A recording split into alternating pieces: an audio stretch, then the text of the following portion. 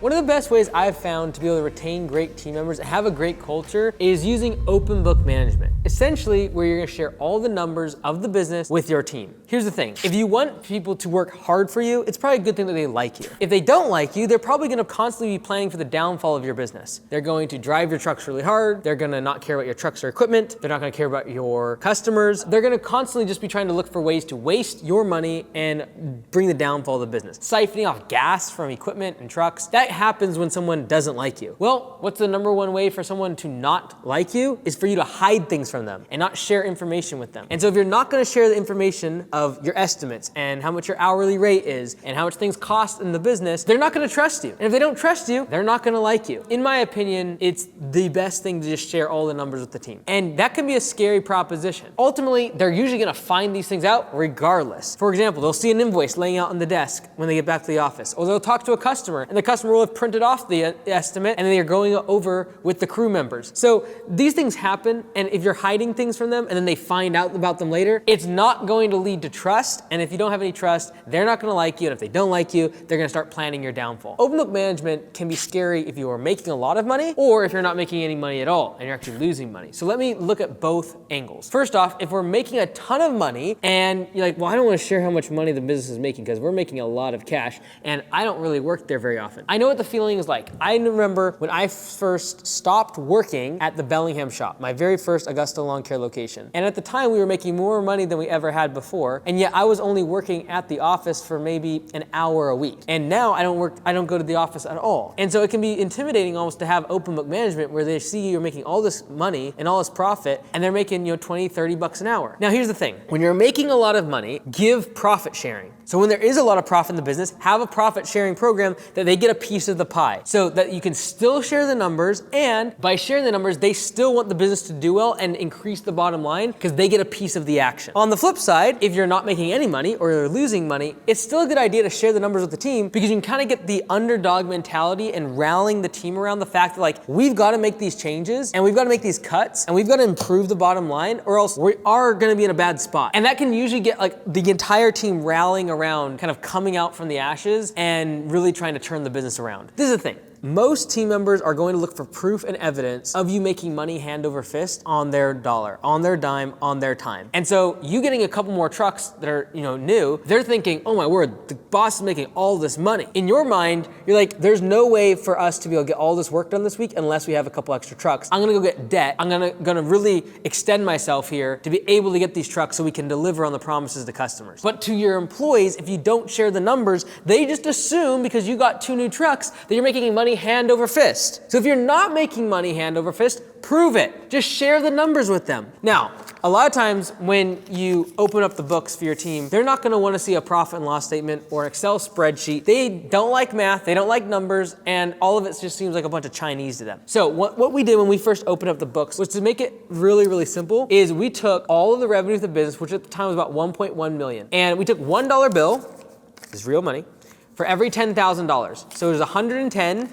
$1 bills that we brought to the team meeting. And then we started going through the actual profit and loss statements. I just started going through line by line. So, trucks and equipment, okay, $50,000. Bobby, okay, fuel, $40,000. Okay, well, because $10,000 is for every $1, I'm gonna give 4 $1 bills to Bob. Okay, and I would just go through every single line item. Of course, when I got to wages, it was all of a sudden like, okay, half the stack of cash, there's wages. And so everyone got a different line item on the profit and loss statement. At the very end, there wasn't a lot left over. I said, hey, this is the profit, and this is how we grow the business. From this is how we actually are able to afford raises, more benefits, etc. And I wanna be able to do more of that. But what we need to figure out is how to get more of this money from all of these different line items on our profit and loss statement, these expenses, back into the profit pile. And so everyone had their specific line item on the expense side of things, and the very next team meeting, they had to come back to the team meeting with an idea of how to reduce the expenses in that category. So for example, the person with wages, they would come up with ideas like, hey, instead of having us all wash the trucks at the end of each day, we should have a high schooler come in the evening or on the weekend and do that for us, because they're not gonna be on overtime and they're less skilled.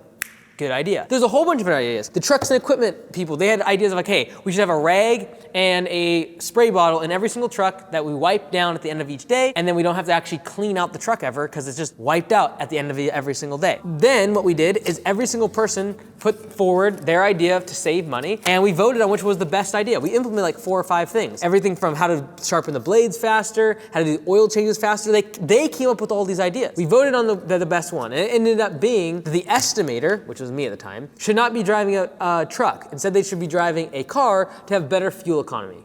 And from that day on, I was relegated to a Honda Civic. But then what I did is, because everyone voted on that one, I took all the $110 $1 bills and gave it to that person that brought that idea forward. By doing that and having the actual tangible cash, it just made it a little bit more real world for all of them instead of having a big chart of numbers. And so I recommend, if you're going to open up your books, if you're gonna show the numbers, try to make it meaningful with a demonstration like that, or at the very least, make sure your profit and loss statement fits on 1 page. Don't have like a 5-page, everything categorized in like 50,000 different expense items. Make it really simple so that you could literally show them a pie graph. Here's our revenue. Okay, this much was wages, this much was equipment, this much was insurance, this much was fuel. Just cover the basics so they can understand and see the math of how the business is operating. And a lot of them will start to be like, oh my word, we pay $50,000 in fuel? We pay $30,000 a year just for insurance on the trucks? They start to actually understand where the money's going instead of thinking, oh, well, I work for $20 an hour and the boss makes $100 per hour and I'm getting ripped off. That's not how it works. Most of us are really making 10 to 20% profit margin. Prove it to them, and furthermore, by them understanding these numbers on open book management, it'll improve their skills and get them to the next level of their career so they can take those skills and make more money. And a final note, share everything. Don't try to hide one single aspect. So for example, some people are like, oh, I don't want them to know my hourly rate. Why? Just show everything in the business, and if you're trying to hide something, yes, it will be exposed. Well, in that case, you probably shouldn't do open book management. In that case, you won't get all the benefits that come with having trust and people actually inside your organization understanding why the business is doing what it's doing. One of the things I think is really important when it comes to culture and having a great team is I expect the leader of the organization, whether it be a general manager or the owner, to be the first one to show up and the last one to leave. Now, I understand there's gonna be one-off times where a project goes super late and you're just not able to stick around to the very end. Before I lock this door, I don't want anyone else still on the field, if at all possible. What I did when I was actually in daily operations is I would make sure if I had any admin work, paperwork, follow-up phone calls, any sort of office stuff, I just push it all to the end of the day to make sure that when the crew got back, I was here. And I expect the same thing of my general managers. The reason for that is because if you have a crew that works till 8 o'clock at night and they know they're 2-3 hours after everyone has left the shop and they get back here, a lot of disillusionment can happen. Like they're tired, they're stressed, it's been a long day, and to come back to no one being here can be pretty tough. And so just from a cultural perspective, from a morale perspective, I wanna be the one that when they drive in at 8 o'clock, I'm out helping them unload their truck, getting their equipment off, making sure that they're positively reinforced for going the extra mile that day. Now, in the event that you do need to leave early from the shop or you have a family gathering to go to or something like that, I really recommend having a communication channel with your entire team and you tell everyone publicly what you're doing. Otherwise, they're just gonna assume that you're always chilling out on the beach. And for all they know, you could be going home and doing your follow-up calls. Or like on your route to go take someone to the hospital, you're trying to finish up, collecting invoices. They don't know though, so if they don't see you ever, they're going to assume the worst. So I like to be there in the morning. When they first get started, I'm making sure they're getting their keys. I'm giving them high fives, I'm giving out water.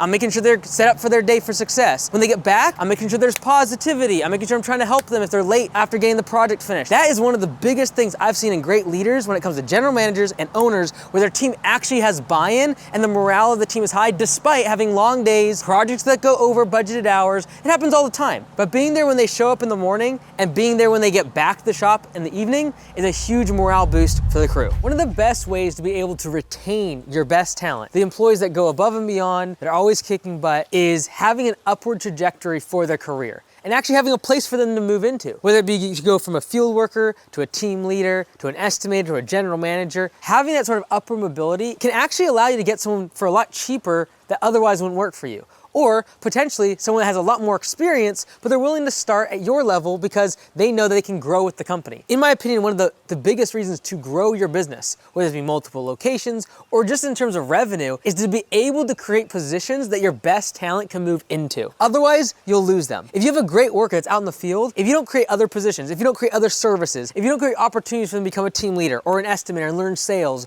or learn management, if you don't create those opportunities, they're gonna move on to someplace else. The entire reason I actually went from Augusta Lawn Care being one location to then franchising and having 150 locations is because I realized that I had a couple really good team members that if I didn't grow and expand and push their limits, they were just gonna leave onto something else that was more challenging. And so creating that upward mobility inside your company is super important. It's obviously important to be a great talent magnet and attract great people, but if you can become a talent developer and cultivate what is currently there and make it better, you'll start to be known as an employer that people want to work for, as not a place just to start their career, but also be able to grow it and get to the next level of their career. That is like the foundational perspective for my field crew members that I employ is like, look, you don't want to be mowing grass forever. And I'll say that. I don't want you working for 10 years pushing a lawnmower. I want you to be able to take those skills. I want you to learn pay for performance. I want you to learn about open book management. I want you to come to optional meetings that we have for the team where we explain business, we explain credit scores and loans and how to get your first car and how to get your first mortgage. These are the type of skills that we try to teach our team members because we want them to move on.